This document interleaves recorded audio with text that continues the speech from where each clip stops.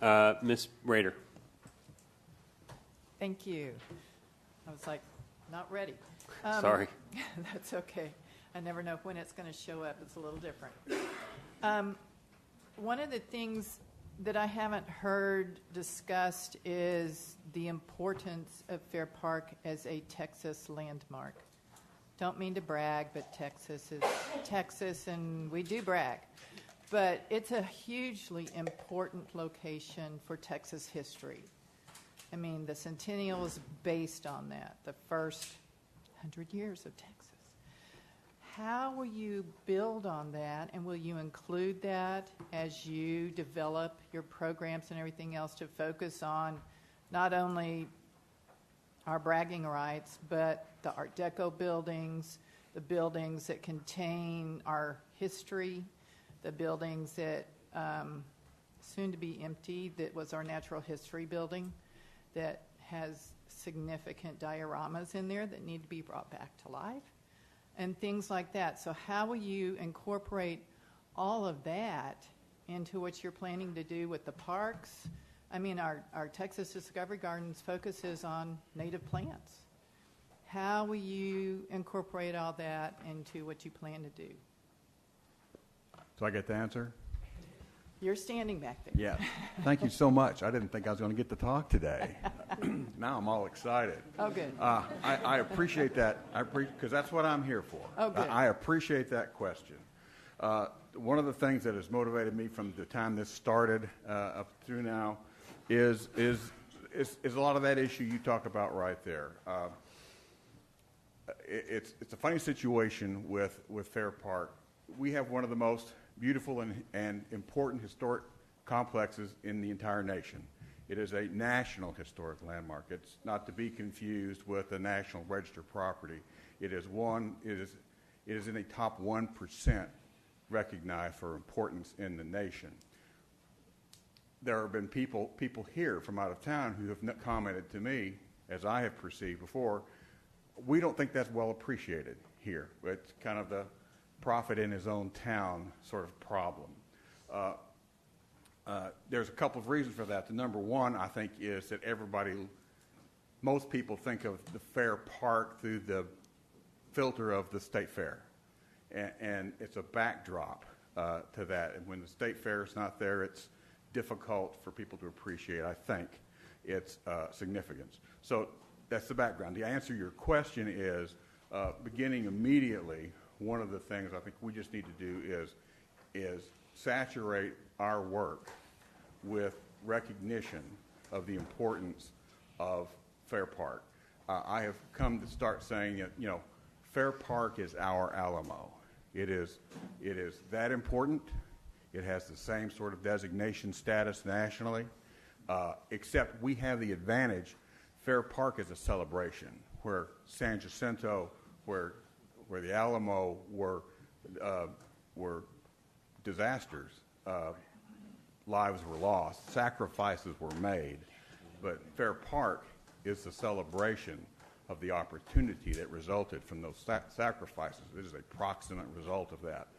We don't often, I think there's a lot of folks who don't really see it that way because of the other filters.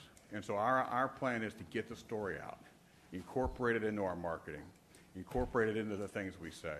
Even from our perspective, from working within the organization, is for us to get that info out to all of the various players that we've got here who themselves may not fully appreciate that at this point, and incorporate that fact into being a part of making the decisions of everything that we do going forward.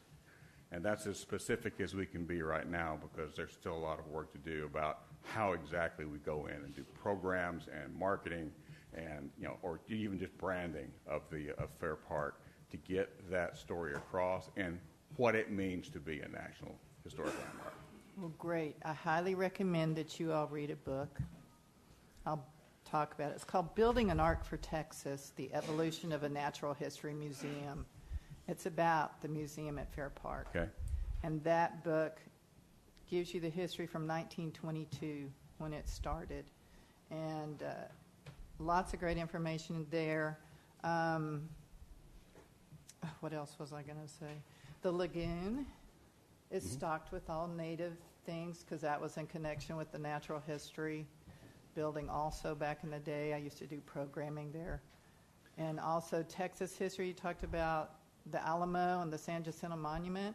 At the time the Hall of State was built, it was considered the third shrine in the Texas after the Alamo and San Jacinto Monument. And we've So lost it's some of that. highly significant. Yes. And I hope you focus on that. I'm a history buff, as Valletta well knows. Okay. So I would Okay. appreciate that. I think everybody here, too, can give you a lot of input. Well, we have a lot of ongoing research to do. There's a great deal of background work done. Not all of it I'm personally familiar with. I was actually talking to Wells about that yesterday. We will not stay behind very long. Good. Thank you. Thank you, Ms. Rader. Mr. Toyne. Thank you. Again, going back to the community and neighborhood, this would be towards Biederman. One of my questions is the design and programming of a neighborhood park. Where has your organization and company done the design and programming for a neighborhood park that shares the demographic of Fair Park, that is inclusive of that neighborhood? First place I can think of, Mr. Toynes, is Indianapolis, Indiana. The park is Tarkington Park. It's on the north side. Has one side very low income, some street conditions that are a problem. The other side fairly high income. A lot of conflicts over use of the space. There's a team called the Indianapolis Steelers, which is a kind of semi-pro football team that feels the park is theirs, an adjacent community center that doesn't agree with that. So there were community programming sessions there that were very successful. The former mayor of Indianapolis, Steve Goldsmith's a friend of mine. When he heard we were going to work on it, he said, that's going to be a problem. That's a tough neighborhood, and it's going to be a tough park. That worked out extremely well. There are a number of other places. We're currently involved in a similar effort in Exposition Park in Los Angeles, which has a bit, if you picture where the Coliseum and USC are, it has a bit exactly where the park of the demographic that you're asking about. Let me think where else. Well, those two will be enough for me. Okay. One of the main reasons that I'm asking is because when we talk about a neighborhood park, you want the neighborhood to feel inclusive to what's going on. I'm familiar with Clyde Warren Park, and I would say that for that neighborhood that's around there now, Clyde Warren, serves as a neighborhood park. It reflects what's around it. I would like us to capture that same type of culture that you captured for that arts area of Clyde Warren, and bring that to South Dallas, and let it be able to reflect what we see within that South Dallas community. And we can talk about income levels and poverty. I know that's one thing, but the culture is rich of that community. And I think that should be displayed for sure in whatever possible ways. I know that I'm not the only person, but some of the most artistic people that we've seen come out of this city are from that community. So being sure to really get in with the community and making sure that they're coming together for the programming and the look and the makeup of that park. Also, going to Spectra, how will you all ensure that the events that are taking place there are equitable to all people? Because, hate to go back to you, Mr. Biederman, with Clyde Warren, I have a lot of friends who do events and programs that are from community that cannot get into that park and actually host something. How do we ensure that does not happen at Fair Park? I mean, I know it's much bigger, but making sure that, people, I have friends that do a program called Hip Hop Book Club, making sure that they would have the capability to get into Fair Park and host programming, because they're not Live Nation, but they do have a following from the city and culture of people that are interested in those type of things. Peter, let me start out. Your point about Clyde Warren being tough to get into is probably on target. I run another 5-acre park, Bryant Park. There comes a point with a small lawn, like each of them has, where you say, there's only so much we can do, and they get overly protective and the like. I know for a fact that the lawn in Clyde Warren Park's a big concern. It gets a lot of use. I think Fair Park's going to be a different situation. I think if somebody came to us, to the extent our firm was involved in the programming, and said, we want to, in this parking lot, we want to do X and Y, and it sounded at all plausible, as long as it was good activity, we'd say, more power to you. Please come in and use this space. That would be great. Whereas in a 5-acre park with fragile plants and the like, currently you just get nervous about it, and you are tougher on applications for activities. Peter? Yeah, Dan touches a lot of where I was going to go with that comment. But again, just making sure that we're communicating, obviously, with those local organizations, if you will, to host that. And we would have a wide open book to make sure that we're identifying the spaces beneficial to not only the event, but making sure that we're focusing on the overall goal of attracting more. So to Dan's point is we will find a space. Okay, I just want to make sure that because we want to, have all the events for the culture out there. Hopefully we get Beyonce to walk through the fair sometime soon. And my next question is going to Fair Park first with the community engagement and outreach. And I'll be quick too. When we talk about the internships and I think that's all of you all, internships and working with the schools.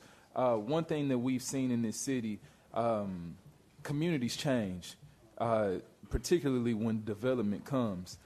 Can we ensure that not only is it specific towards school, but when we're looking at the students that we're working with, the socioeconomic makeup, not just the school though, because 20 years from now, Madison and Lincoln may look completely different, but still ensuring that students who are most in need of these programs, internships, and jobs are being able to be reached and sought out. So if there's a metric or a plan for that, I'd just like to hear a little bit about it, or one may get developed for it.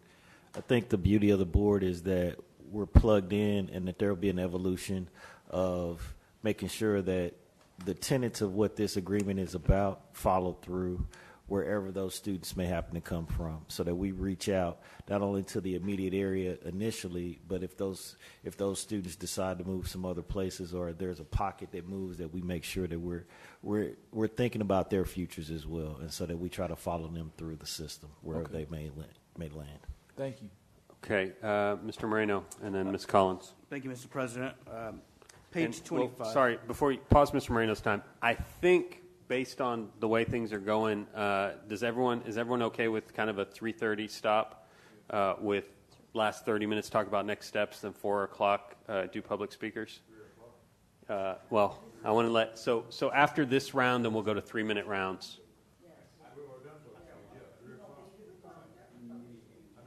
No, I've got them set for the afternoon. I don't know if I said some people will speak in the afternoon. Okay. Is everyone okay with that? You have unlimited rounds. Okay. Mr. Moreno. Thank you, Mr. President. Page 25, I want to talk a little bit about the resident institutions. The current contracts between the city and the resident institutions would be transferred to you guys. The resident institutions are some of the buildings that don't necessarily interfere with the state fair. Those are buildings that are potentially available for long-term tenants, trying to bring in revenue. A lot of the current resident institutions don't necessarily pay rent or revenue. How do we try to keep those resident tenants, but at the same time increase revenue through rent? It's a great question, and we're well aware of the $1 leases, for instance. How we are going to try to maximize that is to partner with them and understand some of the programming that they have to make sure that we're marketing. There's other ways outside of the rent to increase in revenue. We talked a lot about the events around events, for instance, whether it's pre-events, post-events activity, helping identify different opportunities to market, selling food and beverage, and sponsorship. So Understanding that the lease component could be somewhat limited on their lease payments, I think it's the bigger picture and making sure that their success is ultimately going to drive attendance into the park that will be able to come back and experience other events once they see the transformation. Fair Park is not in my district, but butts up to Deep Ellum, the Cedars, Owenwood, Jubilee Park, East Dallas. Exciting to hear about your partnership with Live Nation. Right now we have we're neighbors. However, we have a problem with Live Nation with the sound projecting into neighborhoods that are across the interstate. Hope we would be able, that y'all's relationship would be able to help with that amphitheater. We all want Fair Park to have more concerts. We all want Fair Park to be thriving, but they have to be a good neighbor. And I mentioned some of those neighborhoods that have been gentrified, some of those neighborhoods that have been receiving a lot of economic development. Is Spectrum looking at any potential acquisition of land outside the Fair Park grounds? I think at this point, probably not. From an acquisition, I'm assuming you mean purchasing land. I don't think that's really what we do as an organization. And the short answer is most likely not to acquire any sort of land.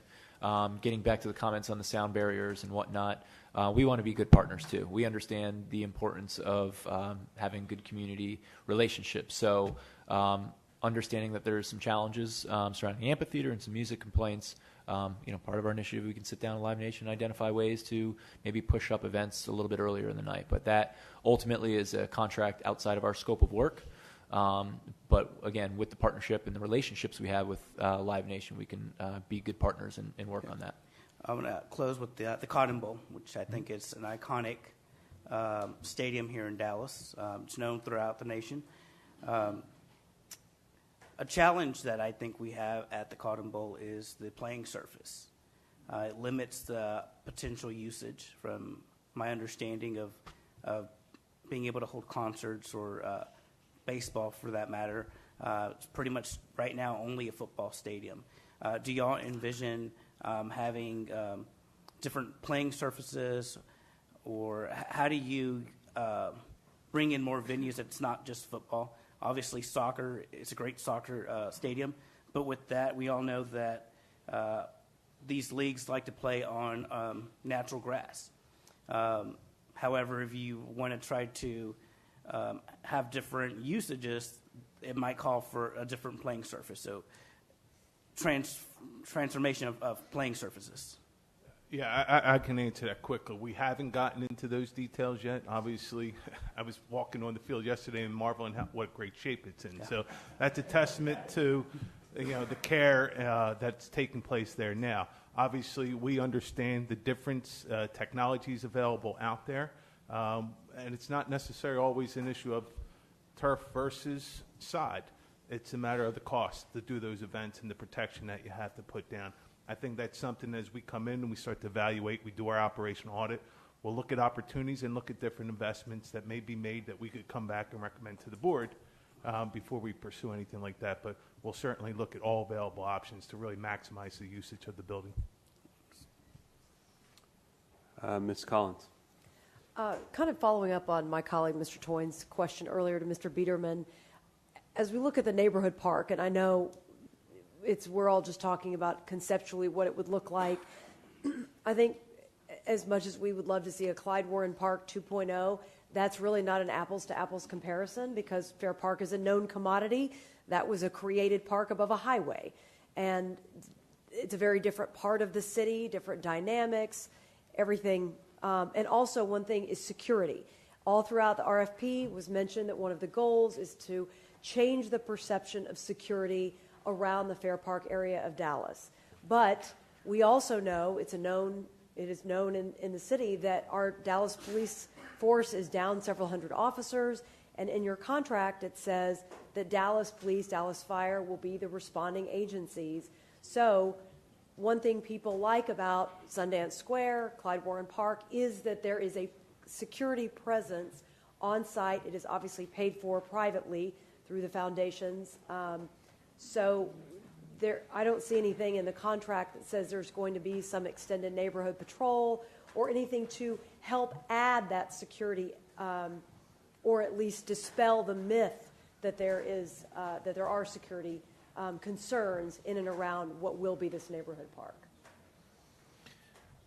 We haven't talked in detail yet about the type of security that would be added, but one option that might make some sense to you is what's often called an ambassador force, where there's a combination of security purpose but also greeting purpose, and to some extent helping the events along, really a uniform presence to be there and help people enjoy the park. And if you're successful enough, they're not doing hard-headed security tests because you don't have much crime. Clyde Warren doesn't have much. Bryant Park has essentially zero. And that would be one option. But I should be honest and say we have not finalized, unless Spectra's ahead of me, exactly what that force would look like. My guess would be unarmed. Dallas Police Department would be prime responsibility for radio runs that are serious matters involving heavy law enforcement presence. But that's all very early. It's just off the top of my head. I don't know if Spectra has gone further than that. I can add just a few. Part of our operational approach is to really enhance the focus on security. Obviously, we've all seen the news. We know security is an extremely important measure across entertainment venues.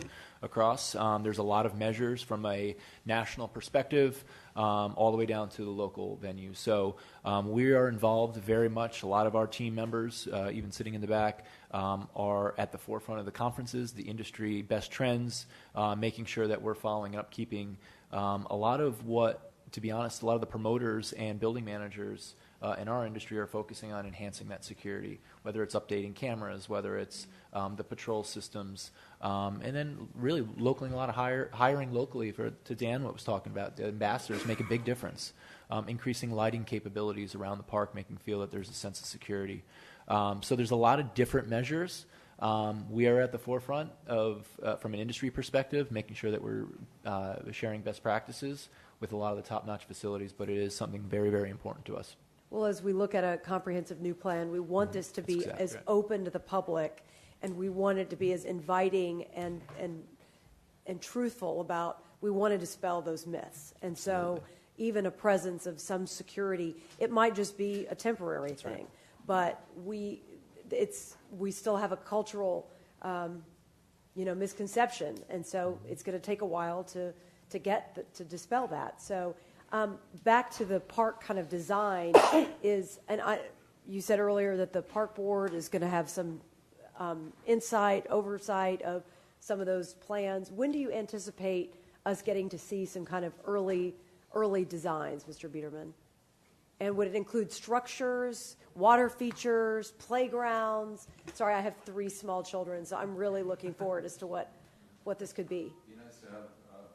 Be nice to have a wonderful playground. One of the pride and joys of Clyde Warren Park is how great that playground is, and it's in the dark, late at night. There were kids I was there playing 3 days ago in 105-degree heat.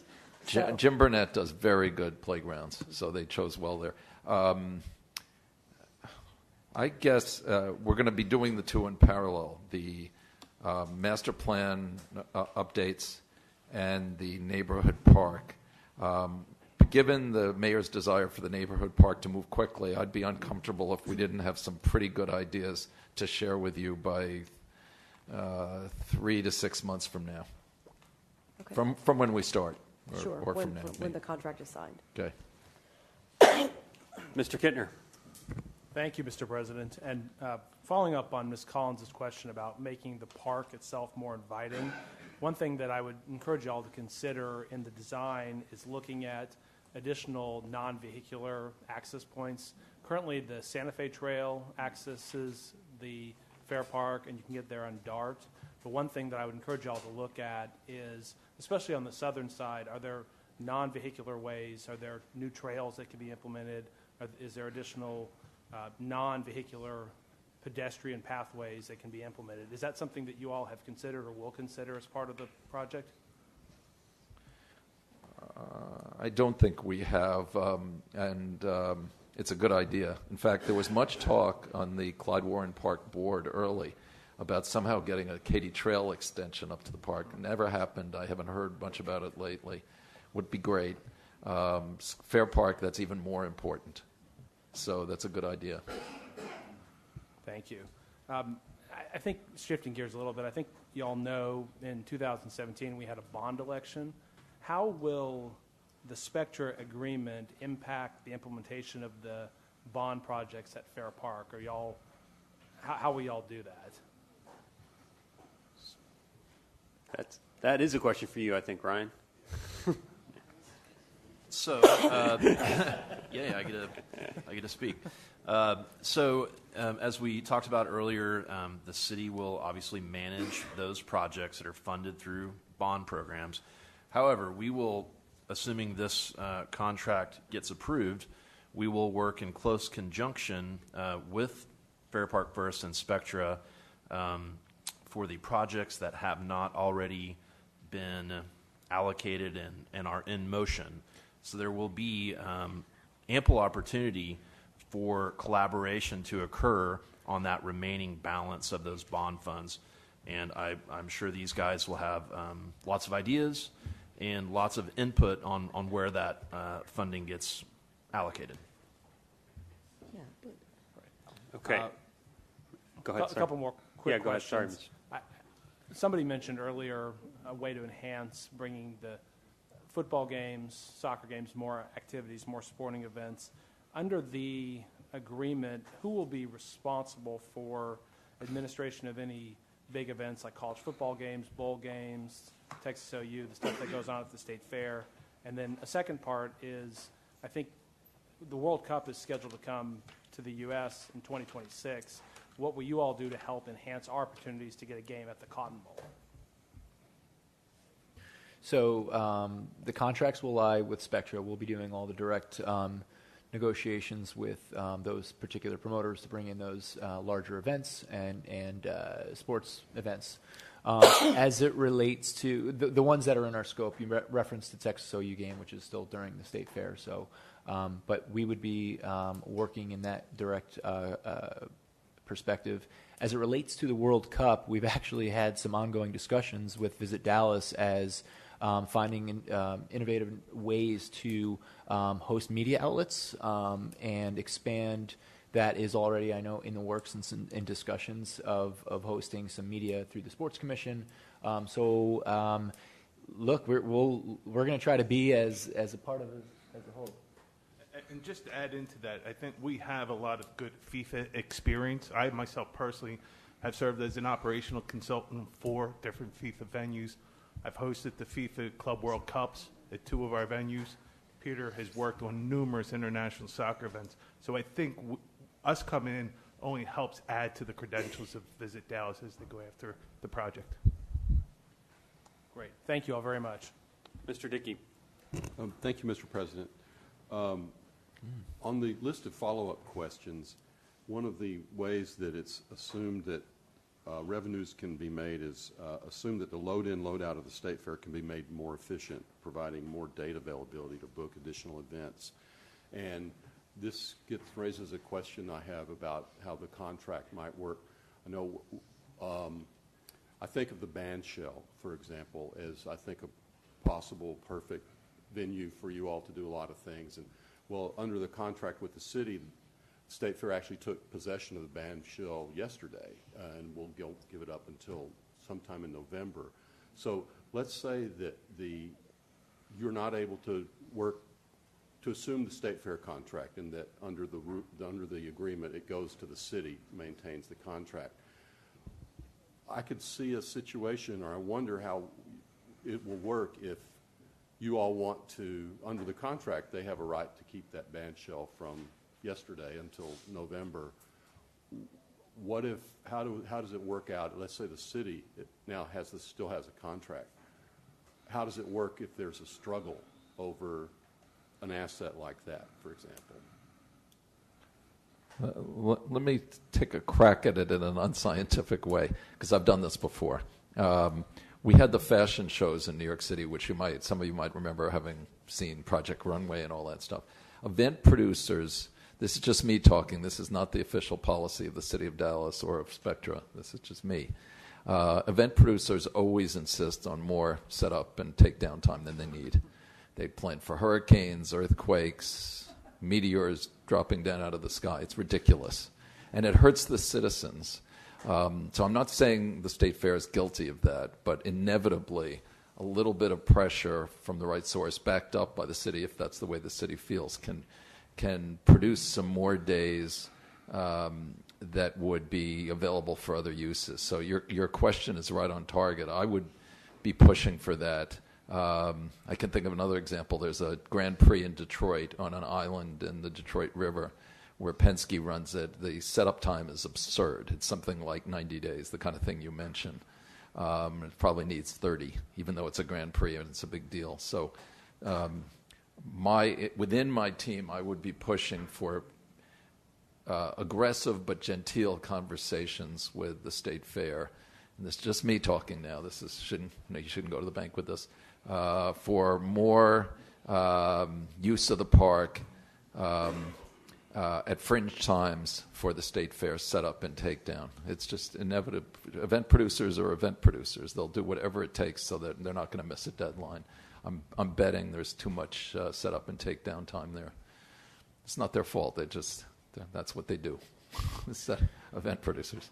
And if I could just add a comment to that, I think it's all going to come down to the communication and the updated or the upcoming meetings that we're going to look to have with Mitchell and his team, a lot of the board members, to understand exactly. When we talked a lot about the footprint of the State Fair, we talked about exactly that, understanding really what facilities are being used. That starting yesterday, you used the example of Bandshell. I don't know if he's using that, if the State Fair is using that as a setup. I think it's just going to take a level of communication and sitting down at the State Fair and working collaboratively together as partners. Also, just in some brief conversations with staff at the park the other day on this very subject, it seems like there's some pretty good communication when there are needs within, especially the load-out time periods. I mean, first of all, you need to have the need, and hopefully we have the need, because then we're going to have the conversation. But at least in my brief discussions with staff, there appeared to be a willingness to work together, but especially on loadout, in terms of, if we had an opportunity, can we access the facility, or can you move around to allow us to utilize the facility prior to the actual contracting? And that's typically how it works. I mean, in the convention world, and as Dan was saying, in the event world, typically timelines are longer, but people normally would want to work with you if you have an opportunity. And if we're going to be partners, well, we need to be partners and be open to that type of dialogue. Thank you. I'd just like to add, you guys keep saying, well, we're going to do this. Time's now. I mean, the guy you're talking about is right behind you. So it shouldn't be hard to get a meeting. And I don't want to come back in 2 weeks with another briefing. And when we say, how's this going to work, you guys say, well, we plan on having some meetings, and hopefully we can get together. And you know what I mean? I want everyone to leave here today with action items, so that we can move forward. Okay. Who's not? Ms. Woods has not spoken for round 2. Yes. Okay. My question is for Mr. Biederman as well as for Fair Park First.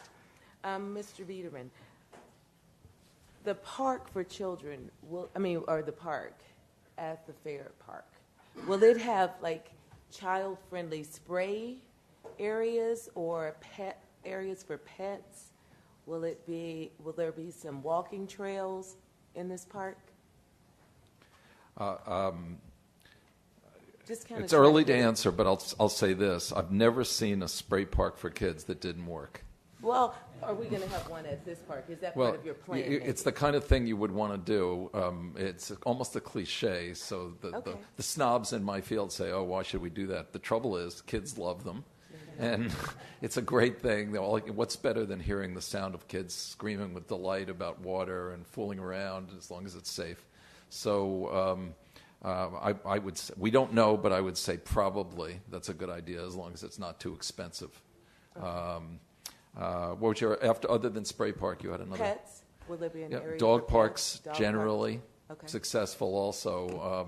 A lot of dog walkers in the world, and so they've worked in most of the places. There's sometimes conflicts, but most of the places we've seen they work. So you're hitting some things that we should look at really closely. I don't want to pledge they'll be there, but they're good ideas. Okay, and my other question was as well as a walking trail. Will there be some place for people like me? I go to White Rock Lake every week, so I'm tired of going there. I'd like to walk in my own neighborhood. I think the power of trails is abundantly proven. A while ago, on the chart of desired amenities for resident sales, trails exceeded golf courses. And I think it happened about 10 years ago. More people buying into residential real estate want trails than want golf nearby. Maybe it was 10, 12 years ago. And even just putting out mileposts has been shown to have a certain power where people say, I love that because I know exactly where I am. I don't have to look at my watch. It's fun. We make it so. I think that's a good idea, too, given we have 277 acres. It's kind of hokey when you do it in a small park like I've run before. But I think for something this size, it would be a great idea to have a newly engineered path. Would you like to be on our programming team? I would love to. Yes, thank you. I'd love You're coming up with very good ideas. Well, having grown up there, I literally have spent most of my life in South Dallas. I'm actually in the house I grew up in, so I knew what it was like to have a park next to Fair Park. We used to go there. It was an actual playground for children. There was a walking area. And Becky is sitting next to me. She's talking about a pool when she was growing up. I don't remember that part. But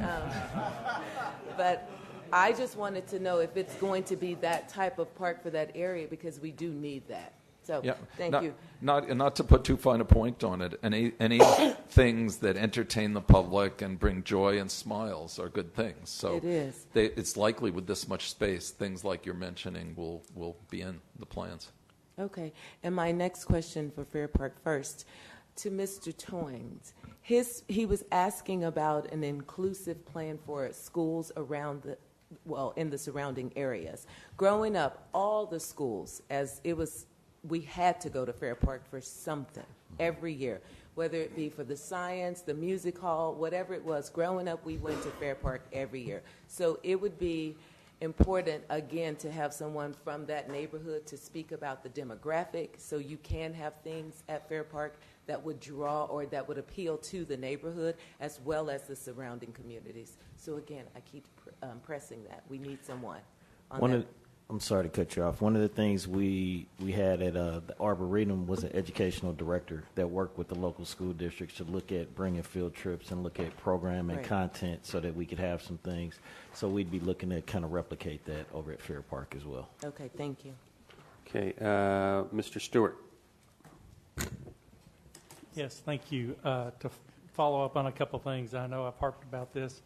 Mr. James, the sound walls that Mr. Moreno referred to and the surfaces and this great park that we're all talking about, all that costs money. And my guess is, I know in my district we just did a playground and it's just shy of $1 million for just the playground in an existing park. And if the goal is to raise $3 million in the first year and to get this park kicked off within the first 2 years, on that, I don't know what the number is, but my guess is it's north of $5 million. I mean, maybe I'm wrong, but so I come back to the issue of fundraising and the ability to raise the capital to do this. These are all wonderful things that I'm hearing. I'm not hearing how we're going to pay for it. Well, and by the time we have our next meeting, as President Abtahi said, the time is now for you guys to come to us to say, this is our fundraising plan, because that is a critical element of this for me. Because absent a fundraising plan, I love everything I'm hearing, but I'm not hearing how we're going to get the money to pay for it. Second thing for the Spectre Group and Fair Park First. I'd like your commitment. I have a concern, Mr. O'Connor and I have discussed this, on the sponsorship and naming rights. The briefing materials talk about buildings. I would like your commitment that I'm not going to come in and find the Aquafina waterway instead of the lagoon, or the Aquafina waterway instead of the Esplanade, or come in and find out that the Midway is some other name now. I view that we have elements in the park that may not be buildings, they may not be facilities, but I think they may not be historical, as Mr. Austin talks about, but they're a part of Dallas. And I think on those type things, we would really want you to come back and talk to Mr. Winters and get his buy-in before we change those names. A third thing I'd like you to commit to us is when we did our deal that Mr. Moreno brought us on the Reverchon Park, those people had, they granted rights to the city of Dallas to use the facilities for certain events over a period of time. And I haven't heard anything about reserved rights to the city. And the last thing I would want to hear is that if we go have a park board meeting at the Briscoe Carpenter Livestock Center, that we're going to say, that's great, we'd like you to come, that would be an event, and it's going to cost you Y dollars. That would be disappointing to me. And then the last thing I would want to get a commitment on, I know that there was a discussion on the World Cup and the games. I think for the economy of the city of Dallas, the moneymaker there is the media center, the TV center, because that's a long period of time. That's a lot of people in and out of the city coming in. What is it? Heads in beds and all that. And that's a lot of people in the park on a consistent basis. And I haven't heard much discussion at all about a commitment to work with the Visitors Bureau to get that to come here. And the last thing is, I can tell you the automobile building, I have sprained my ankle more than once when the Bar Association used to have their basketball league there. That floor is not very good for athletic events, so you need to keep that in mind. And as that relates, I wouldn't want to cannibalize other events. The big girls volleyball tournament in the city of Dallas is the Lone Star Classic, and it's at the convention center. And it doesn't make sense to me to move it from the convention center to the automobile building. But I would love for you to bring volleyball nationals to the automobile building because that's not something we have here now. Thank you, Mr. Stewart. I'm going to follow Mr. Stewart's lead a little bit, and I don't have so many questions as I do kind of action items. I think, one, we need to flesh out the capital expenditures. I've heard from you guys that there is $250 million in needs out there. No one has said how we're going to pay for it. No one has said how much you're expecting the city to do in future bond dollars. So I think that needs to be made up front. And let me tell you why and why I can't sleep at night. We are, and I say we're giving up. The park department will be saving the city $100 million over 10 years if we do this. I promise you that money's not going to come back once it goes away. And so if we have something in here, if you guys are thinking about some sort of capital needs you're going to need, we just did a bond, those dollars are pretty much allocated, then now's the time to start talking about that. I don't want future park boards and future councils to say, these guys gave up operations, but they didn't think about capital needs. So we've all agreed there's about roughly it's a big number. So maybe some sort of projection over the 20 years of your contract, how much you will need over that. And I see you want to speak, sir, so come on up. If you got an answer. We have put that together. It should be in our submittal in our performance sheet, laying out the dollars over the life of the contract. Okay, well, it wasn't in the briefing because that's, I think, an important number. If you're going to need dollars from taxpayers or you're going to need Fair Park First to raise dollars, we need to know what that number is. It should be in the performance submitted in our. Well, that's the 200-page document. Let's get an executive summary, knowing we need to know because I'm telling you that money's not coming back, and maybe it shouldn't, but we need to be able to plan for it. So that's one thing. Okay. Two, I think there needs to be a little bit more, and maybe. I think now's the time to agree in what we've all been told that you all, Mr. James, have already signed the contract, right? Yes, sir. Okay, so your board has approved this contract, so nothing in the contract at this point can change, correct? Correct. Yeah. So we as a board, that's part of the RFP process. I've talked to the city attorney. Mr. Sims talked to the city attorney. So we need to know that. However, That doesn't say that your board can't change, the bylaws can't change, and those performance metrics can't change. I think the staff has done a great job.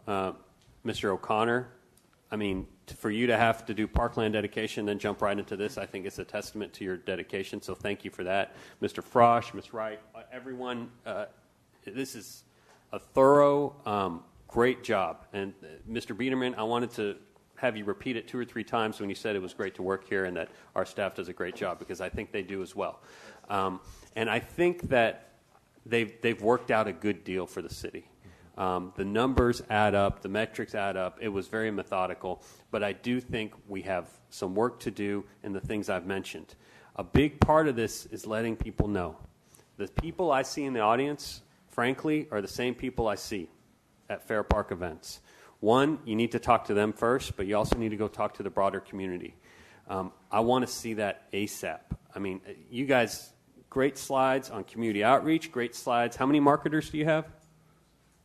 We have 150 nationally. Yeah, put them to work. Yeah. Because we need the people of Dallas, and more importantly, the people of South Dallas at Fair Park to know this plan and to understand this plan. There has been too much happening in that area without their input. So this is an opportunity to correct some of those wrongs, and that's really important to me. My guiding star on this thing are obviously all of you and the people, but I'm looking at Miss Woods because she lives there, and I'm looking at Mr. Winters because he wrote the book on Fair Park, literally wrote the book on Fair Park.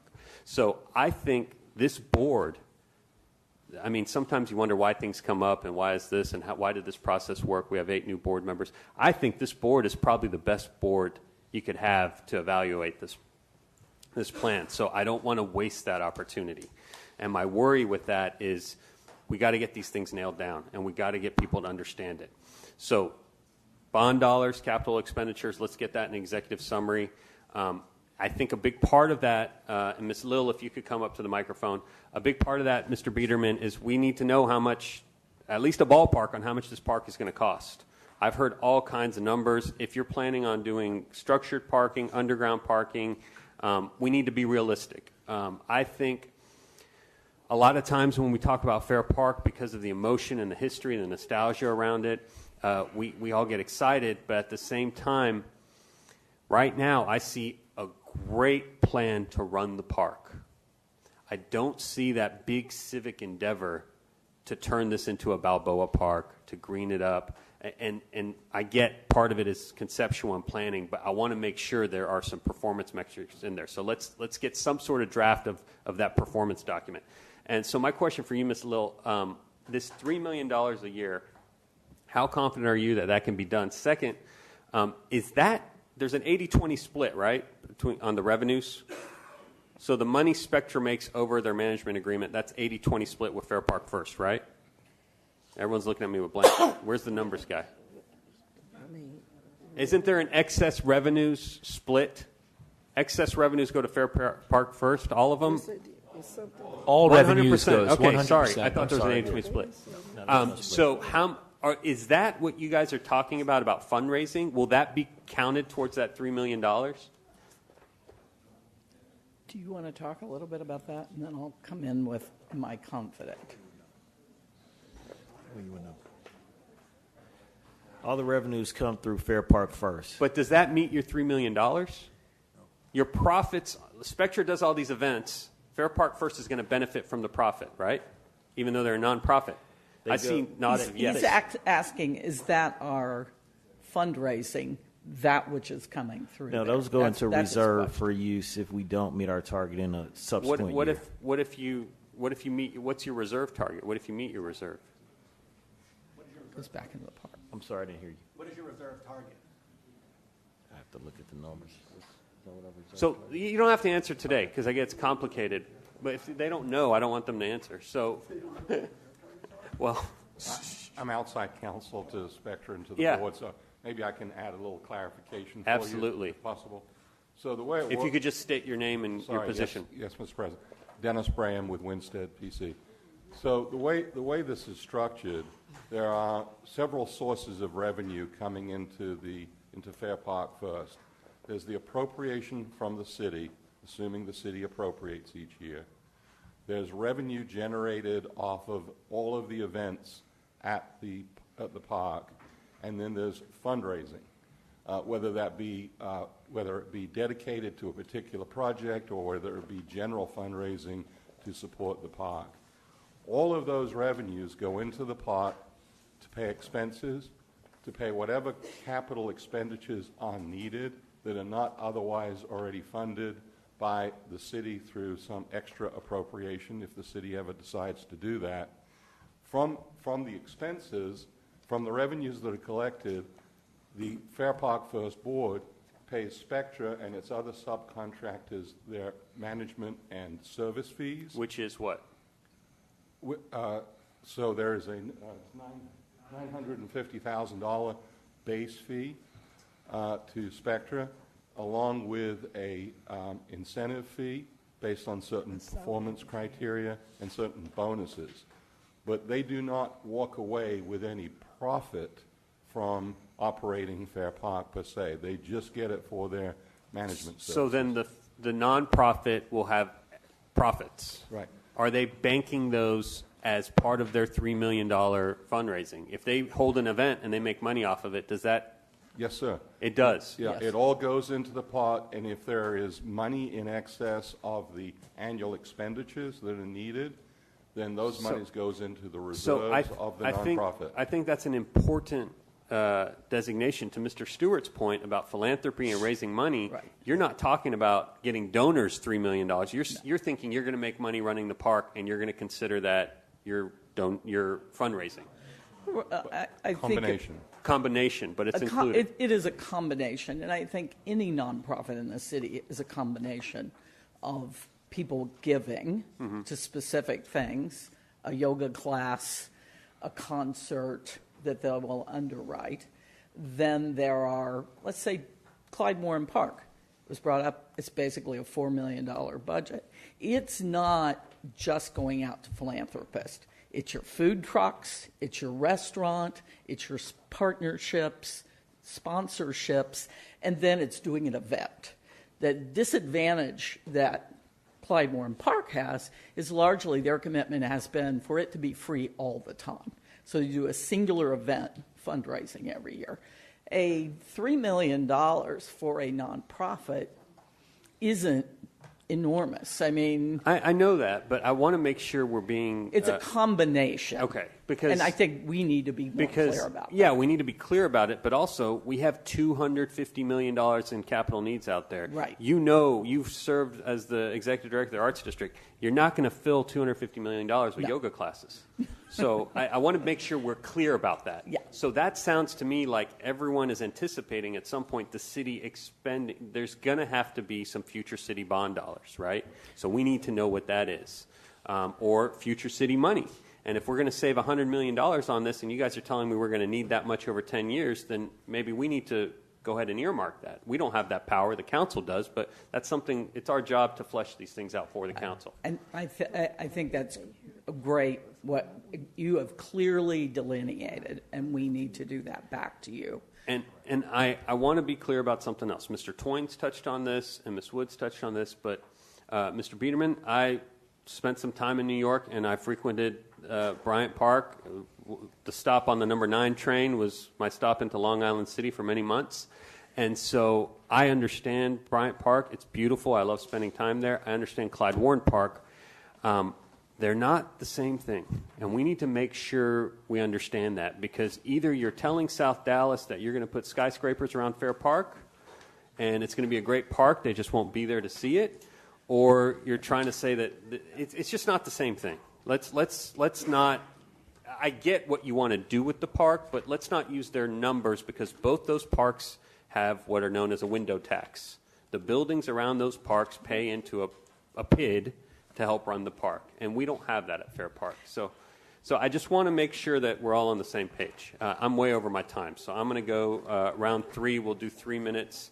Go ahead. Sorry. Just one other thing, and I recognize we're at the park board, but from an arts perspective, there are lots of opportunities for pop-up events and using the artists in the community. Yeah. South Dallas Cultural Center is right there. We have a good working relationship with them. Bringing those in and activating the empty spaces offer us that opportunity of fundraising and bringing in the community. It's a dual purpose.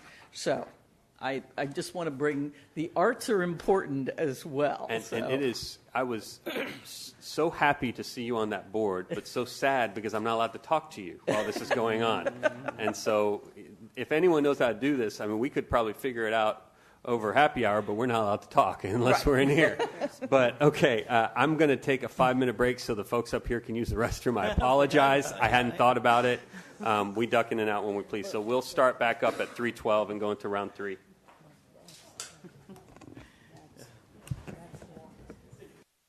What we submitted as part of our response was a funding request of $162 million over the first 10 years.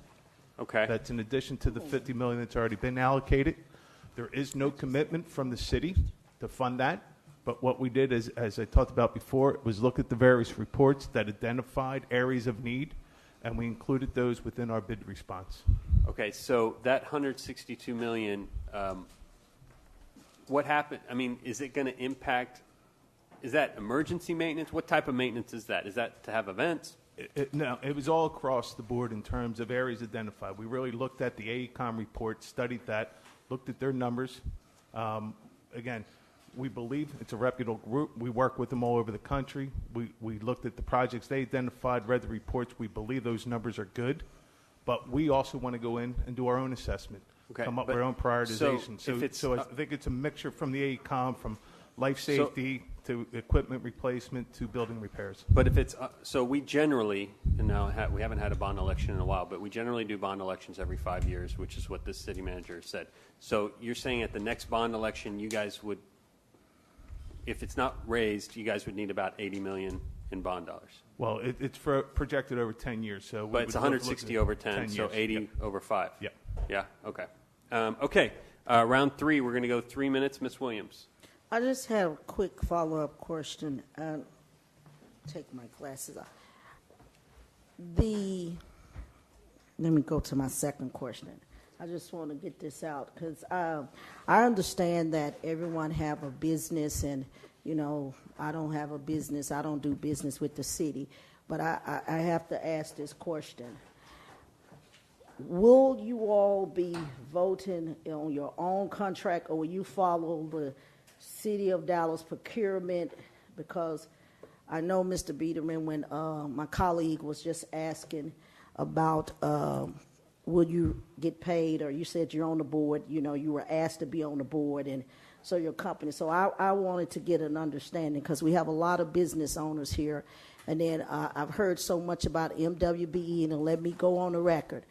I am an advocate for fairness, and I'm an advocate for MWBE, but I'm not going to sit here and tell you that I just fight for African Americans. Because MWBE, if you're Caucasian and you don't have the dollars, you're in that class with African Americans. So I'm not going to sit here and just say, oh, I'm so excited, because I understand that, not you all, Spectre, because y'all are the guest. So I'm not picking on you, Mr. James, but you're going to be the head of this organization, and I have to just be honest and tell you, because when you serve on the board, you don't see how many times Mr. Proctor came here letting us know how important it was with the black contracts. So I want to make sure I go on the record that if you all get this deal, just because you have the opportunity to make sure that black contractors, but I don't want to just see black contractor, because then I will be doing an injustice to what I've always have been doing. And I'm for what's fair, because I've heard the MWBE, I heard it yesterday, I was watching the council chamber, the council member mentioned this deal twice, MWBE, and so I still have some court reserve and believe that y'all are going to come back, Mr. James, you're going to come back with some other recommendations. But this will probably be the most important decision I will make. And I like to sleep good at night. So far, since I've been living, I haven't done everything right, but I've never made a decision that I regret. And my decisions are always business. It's not personal. So I don't want you to think that I'm beating up on you because I'm not. I have a lot of respect, but you have to understand we hear a lot about African Americans not getting their share. So if you're going to be the face, I want to make sure that everyone get their share, not just African Americans. And can you tell me that $34 million that y'all are asking to get back in 10 years? Because I was a little lost with why the city needs to give back $34 million in 10 years. It was in it was in here just saying that. That's their yearly stipend. It goes down every year. Okay, that's their yearly. Just over 10 years. Over 10 years, okay. And lastly, if you can do everything that my colleague said, the biggest thing that's going to weigh heavy on me is the makeup of this board, how soon, and those term limits, because I don't think no one should stay, because let's be honest, you get older, you get set in your ways, you think you know everything, and we'll be stuck. And so that, and if you all can at least tell us some type of design for the playground, because I mean the park, I'm sorry, I know that's important, and get some heavy hitters who's going to help you raise the money. If you can, I know you can't promise anything, but those are the things that I'm looking at from now to whenever we decide, because I'm going to wait on the community before I make a move on anything. So thank you. Thank you, Ms. Williams. I'm going to go. I'm going to try to get you guys out of here at a reasonable hour. Mr. Sims. Thank you, Mr. President. I never did get an answer to the capital improvements list. Does that come before this board? Does anyone know? Yes. So the capital improvements list must be approved by this board? Yes. Okay. All right. Can I follow up on that real quick? Sure. There's a provision that says anything over $250,000 must come before this board and the council. Any capital improvement over $250,000, right? Is that, I can't remember, and maybe this is a question for the lawyers, is that just city money or private funded too? This is a partnership between the City of Dallas, Fair Park First. So anything that's related to Fair Park as the asset that you control comes back. All right, go ahead, Ms. Sims. Sorry. Thank you, Mr. President. No problem. Ms. Lill, did I hear that you said that you had a conflict? I'm sorry. I have no contracts with anybody. Is that your question? No, I thought I heard you say a moment earlier that you had a conflict. No. The only thing I do is I do sit on a board for an institution in Fair Park. Oh, perfect. Okay. Thank you. So I've discussed it with the attorneys. There were, but otherwise I have no contract. I have no contracts with anybody. Thank you. I appreciate that. Yeah. So that must come to us. Can you talk about the reserve fund? Because I know that the reserve fund is going to go, I guess, where your excess revenues are going to go. And you can, I believe at your discretion, you can decide whether to save those reserve funds for future operations or put them into improvements at Fair Park. So what are your goals, and how are you going to deal with that? Is there a mix you're going to do? Is there a reserve fund target that you have set aside? So essentially what happens is our entire intent is to increase activity and program and content at the park, increase the revenue. Any revenue that exceeds our expenses goes into Fair Park First Fund. We'll reinvest those, and as the president just stated, anything over $250,000 comes back before this body for approval. If that money is is still in our bank account at the end of the term, it then returns back to the City of Dallas. Could you say that one more time again? I'm sorry. So essentially, we're trying to increase the revenue to offset our expenses. Anything that exceeds our expenses goes into basically a fund balance in the bank account that Fair Park First owns and manages. If we elect to use that for capital expenses, if it exceeds the $250,000 mark, we bring that back in front of this park board for their approval and agreement. And it's all in partnership with each other. At the end of the term, if there's any excess funds still in that at the bank end of the term, 20 years from now. Okay. Yes, sir. But now you said that if we spend more than $250,000 more, you have to come to us. But when will you spend those funds on capital expenditures? Have you thought about how much? You didn't say how much your reserve fund was going to be. So above that, are you going to set like maybe a $5 million target, and then once you meet that target, anything above $5 million is going to go back to capital improvements at Fair Park, or are you just going to increase your budget? The contract seems to be that it's up to you, but what are you going to do, and what is that goal? That is that target amount for the reserve. Yeah. Ms. Reich has an answer for you.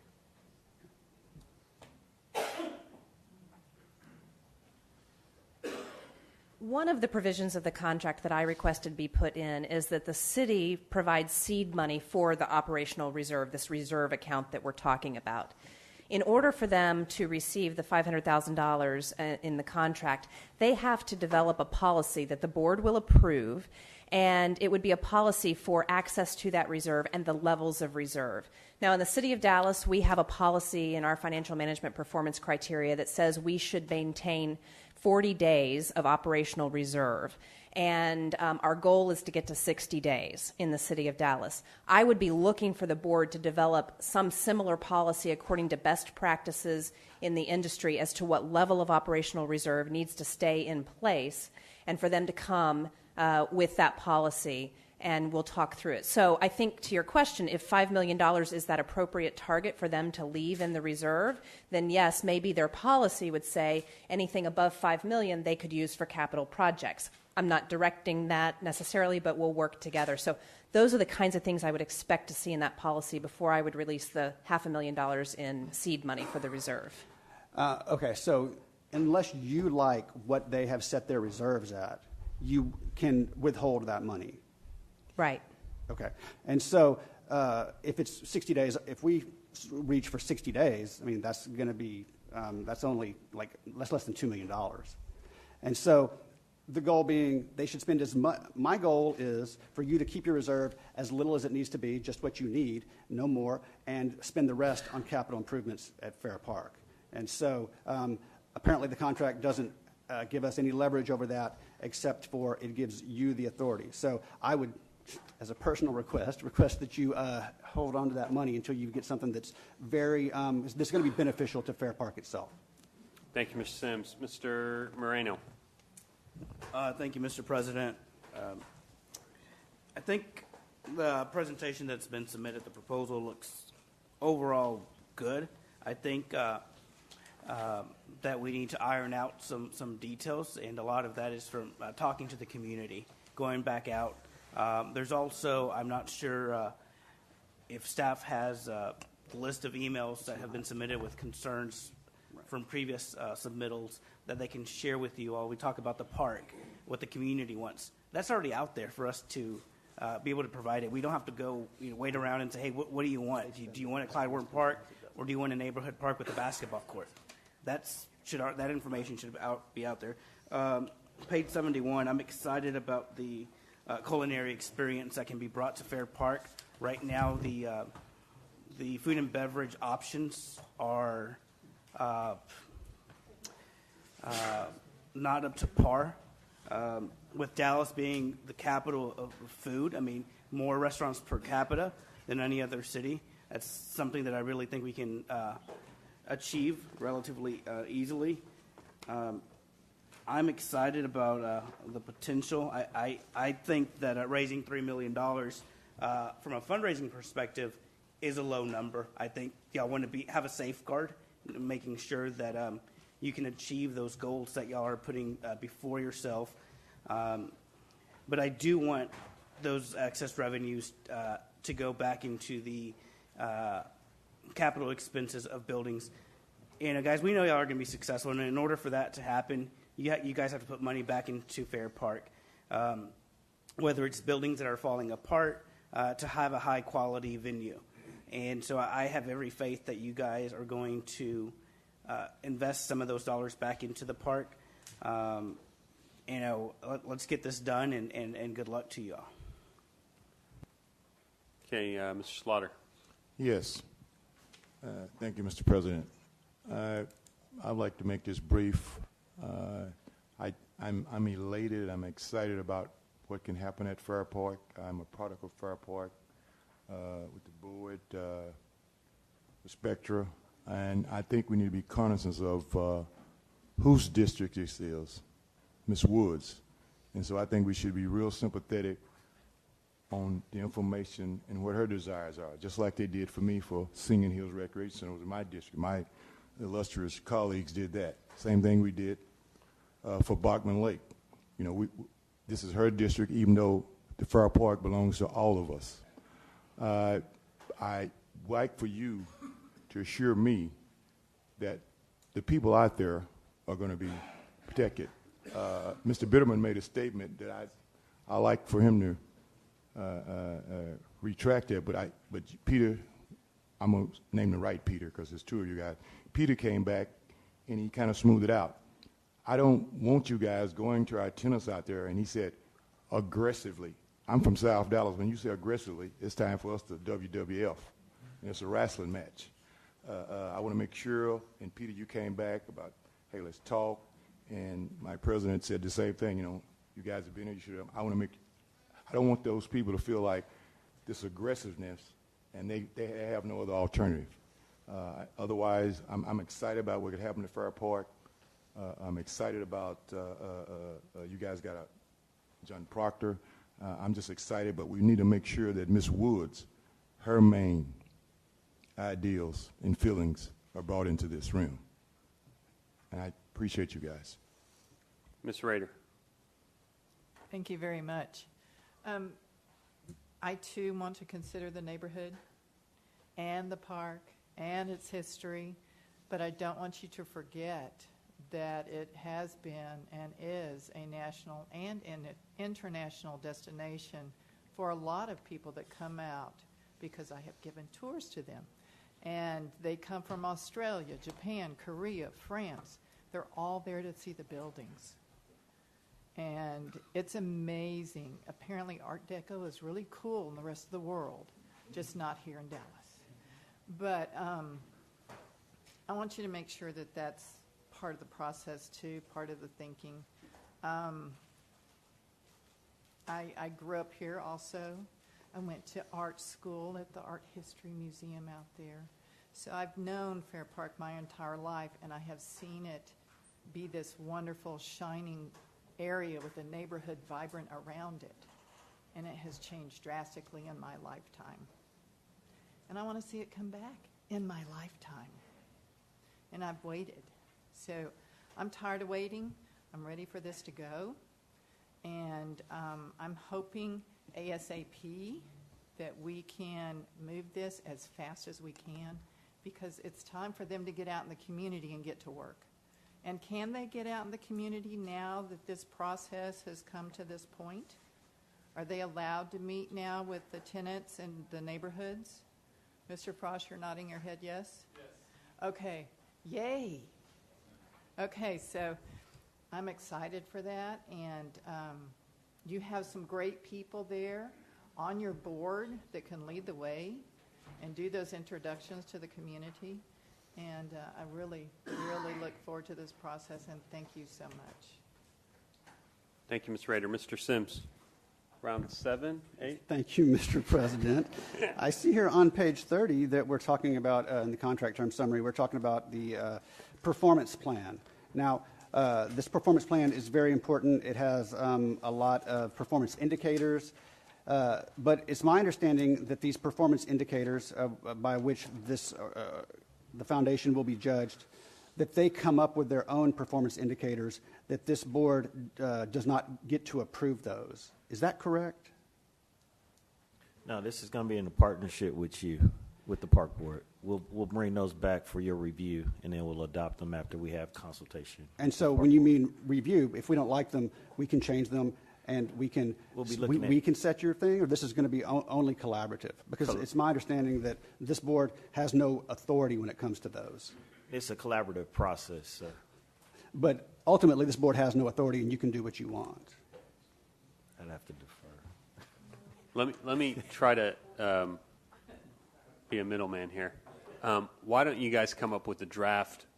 You've done everything great. You've done everything methodically. You've got your numbers. I'm sure you can come up with the draft and tell us how you got your numbers. You know more about this than we do. But I do think it's important because people are asking me and everyone else, how many more people, how many more events? I can't say, well, the contract calls for performance measures that will be developed over, so let's get something at least. Go ahead. Sorry, Mr. Sims. So, my question was, you ultimately can do what you want. We have no statutory authority over you in this. So you can set your own performance goals.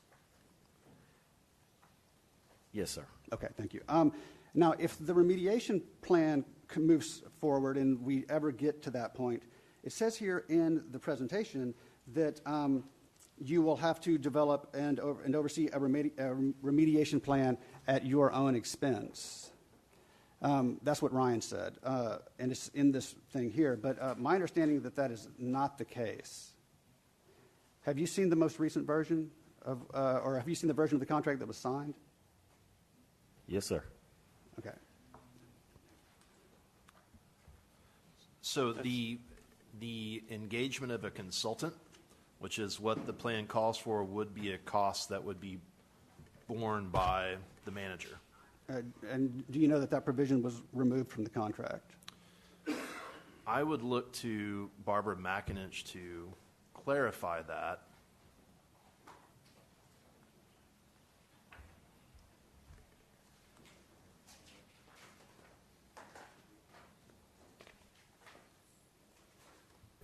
If there is a remediation plan, it will be paid for out of the operating expenses. The city will not appropriate any further money to fund such a mediation plan. Thank you. So next we have the manager will develop a capital improvement plan. Oh, my time has ended. Thank you, Mr. President. Well, I've got no one else. All right, here we go. Well, Okay. we can adjourn the meeting, and you can give them some things to bring back next time. Well, then let me stop with that and move on to my Spectra questions here. Okay. So as far as Spectra goes, how are y'all going to deal with parking out at Fair Park? We've talked about parking is always at a premium. Some of these parking lots, we are looking to you or the foundation and Mr. Biederman to remove and make green, put green space in there. I believe everything that is in front of the Science Museum, we're looking to go ahead and do away with that. How will you deal with that, that reduced parking?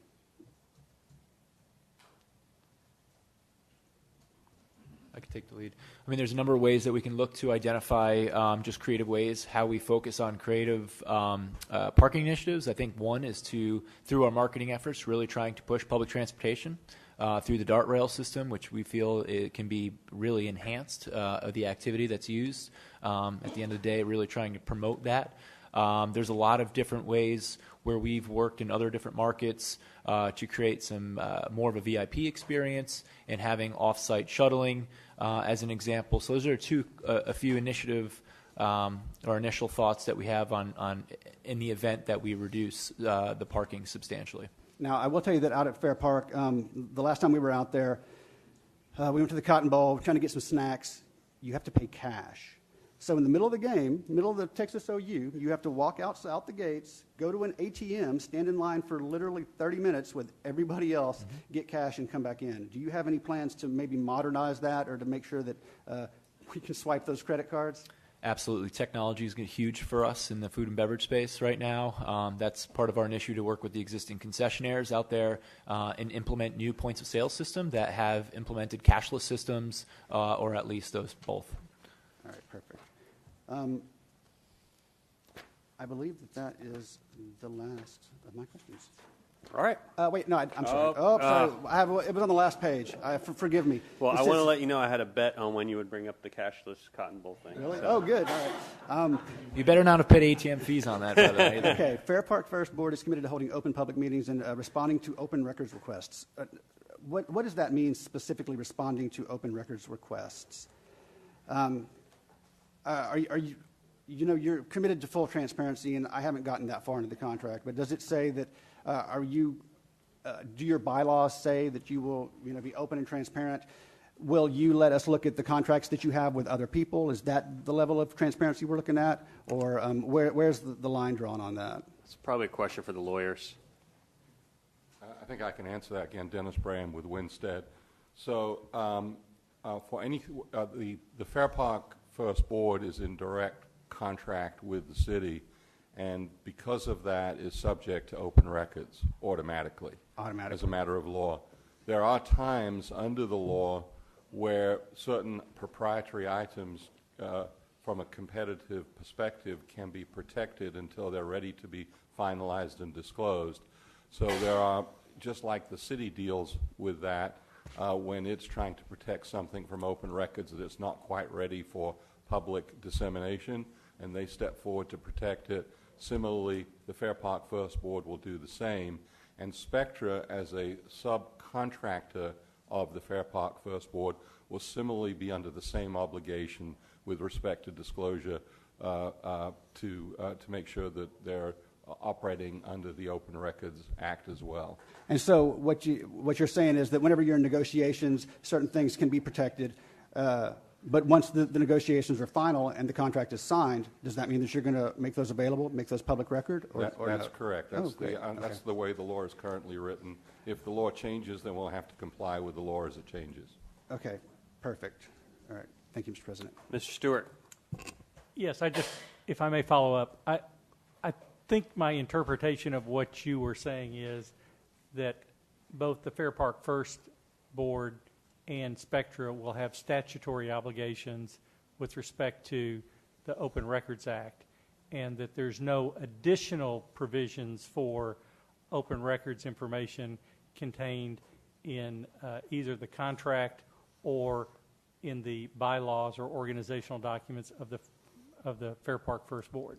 That's correct, sir. Typically, you would not find open records provisions in the bylaws of a nonprofit entity, but it is baked into the actual direct contract with the city, and the city attorney's office and their experts on open records procedures reviewed and approved that language. So I just think this right. So the open records obligation will be similar to all our other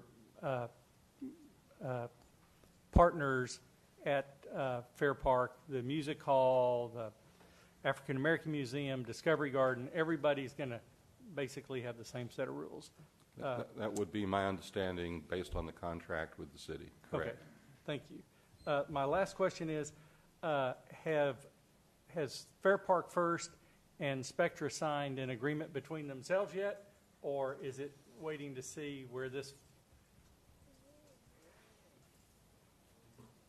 falls out? We're working through the final terms, and at the next board meeting, we'll... At the next board meeting for the park board, or your next board meeting? At Fair Park First, next board meeting. And will that be available to us at the next park board meeting?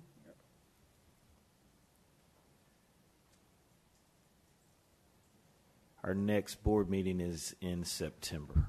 Well, wait, okay. What day? Is it possible to have a special meeting sooner than that?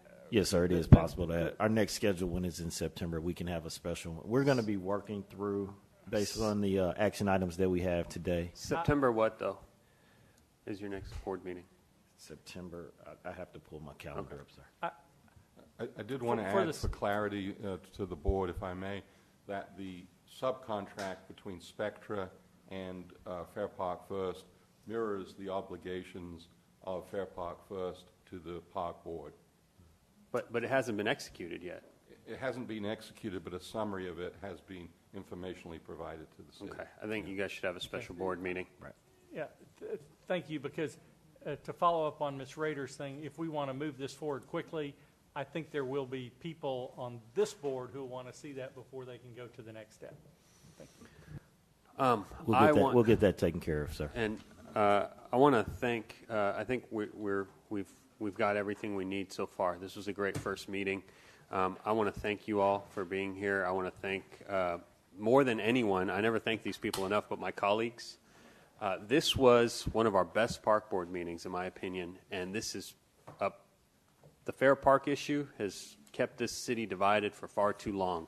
And so I want to thank you all for having such a good meeting. I mean, I've had calls over the last week basically saying that, oh, you're going to hate your life, and why did you do this? Why did you sign up for this? And so I want to thank you all for stepping up.